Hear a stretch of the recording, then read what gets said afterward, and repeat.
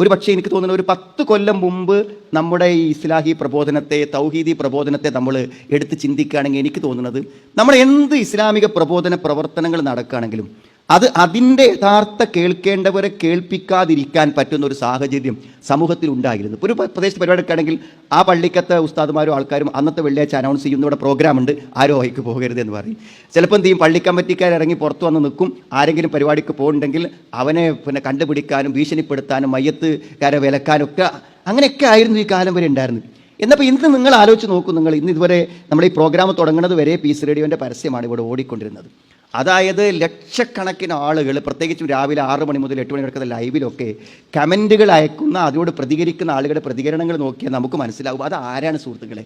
ഈ നാട്ടിലെ സാധാരണക്കാരായ നിരവധി ആളുകൾ ഇന്ന് നമ്മുടെ ശ്രോതാക്കളാണെന്നുള്ളത് ഞാൻ പറയാം. ഇപ്പം നമ്മുടെ പള്ളികളൊക്കെ നടക്കുന്ന ഖുതുബ റെക്കോർഡ് ചെയ്ത് പുറത്ത് വിട്ട് കഴിഞ്ഞാൽ ഏറ്റവും പലതും നമ്മൾ നോക്കിയാൽ അടുത്ത വെള്ളിയാഴ്ചത്തെ ഖുതുബ പുതിയത് വരുമ്പോഴേക്കും ഒരു 10,000 ആളുകളെങ്കിലും എന്ത് ചെയ്യും, ഈ ഖുതുബ വെള്ളിയാഴ്ചത്തെ ഖുതുബ അവർ കേട്ടിട്ടുണ്ടായിരിക്കും. ഇത്രമാത്രം ആളുകൾ ഇത് കേൾക്കാനും കാണാനും തുടങ്ങുന്ന ഒരു സാഹചര്യം നിലനിൽക്കുന്നത് കൊണ്ട് ഇന്ന് നമുക്ക് ഇത്തരം പരിപാടികൾക്ക് കുറച്ച് ആവേശവും പ്രതീക്ഷയുമുണ്ട്. കാരണം ഇതിപ്പോൾ നമ്മൾ ആളുകൾ വന്നു തുടങ്ങണം. ഇപ്പോൾ ആളുകൾ വന്ന് ഹോളുകൾ നിറയുന്ന ഒരവസ്ഥയിലേക്ക് സാഹചര്യങ്ങൾ കുറഞ്ഞ സമയം കൊണ്ട് തന്നെ വരുന്നു. പക്ഷേ ഇത് തുടങ്ങുന്ന സമയത്ത്, നമ്മൾ ആരംഭിക്കുന്ന സമയത്ത് ഇനിയിപ്പോൾ ആരും ഇല്ലെങ്കിൽ പോലും നമ്മൾക്ക് ധൈര്യമായി പ്രവർത്തനം തുടങ്ങാൻ പറ്റുമെന്ന് വെച്ചാൽ നമ്മുടെ മുന്നിൽ കാണുന്നതിനേക്കാളും ശ്രോതാക്കൾ എവിടെയുണ്ട്, നമ്മുടെ ലൈവ് കേൾക്കാൻ പുറത്ത് നിൽക്കുന്നു എന്നുള്ളതാണ് യാഥാർത്ഥ്യം. മാത്രമല്ല, ഈ പ്രഭാഷണങ്ങളുടെയൊക്കെ മർമ്മഭാഗങ്ങൾ ചെറിയ ചെറിയ ഷോട്ടുകളായി, ക്ലിപ്പുകളായി അത് പുറത്തിറങ്ങി ലക്ഷക്കണക്കിന് ആളുകൾ ഷെയർ ചെയ്ത് കേൾക്കുന്ന സാഹചര്യമുണ്ട്.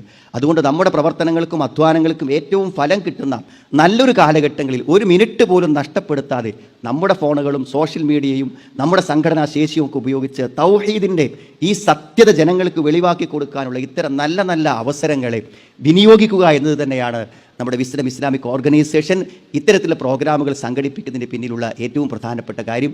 ഇതിനെ എല്ലാ അർത്ഥത്തിലും സഹായിച്ചും ഈ പ്രഭാഷണങ്ങൾ മറ്റുള്ളവർക്ക് എത്തിച്ചു കൊടുത്തും ആളുകളെ ഇത്തരം പരിപാടിയിൽ പങ്കെടുപ്പിച്ചുകൊണ്ടും ഈ ദീനീ പ്രബോധന പ്രവർത്തനങ്ങളിൽ നമ്മളെല്ലാവരും സജീവമായി ഉണ്ടാകണമെന്നും ആളുകൾക്ക് ഒരാൾക്ക് ഹിദായത്ത് കിട്ടിയാൽ അത് ഈ ലോകത്ത് നേടാവുന്ന ഏറ്റവും വലിയ സമ്പാദ്യമാണെന്ന് പണ്ട് ആ ഭാഗ്യം പണ്ഡിതന്മാർക്കും പ്രസംഗകന്മാർക്കും പരിമിതമായെങ്കിൽ ഇന്ന് അവരെക്കാളും ആ പ്രതിഫലത്തിന് അവകാശപ്പെട്ടവർ ഒരുപക്ഷെ സോഷ്യൽ മീഡിയ കൈകാര്യം ചെയ്യുന്നവരായിരിക്കും എന്നാണ് ഞാൻ വിചാരിക്കുന്നത്. കാരണം ഒരു പ്രഭാഷകന് പ്രസംഗിക്കാൻ കഴിയും, പക്ഷേ ആ പ്രസംഗം ആളുകളെ കേൾപ്പിക്കുന്നിടത്ത് നമ്മുടെ സാധാരണക്കാർ വെറുതെ ഒരു വാട്സപ്പ് ഗ്രൂപ്പ് ഉണ്ടാക്കി ഫോർവേഡ് ചെയ്യാനുള്ള വിവരേ ഫോണിലുള്ളൂ.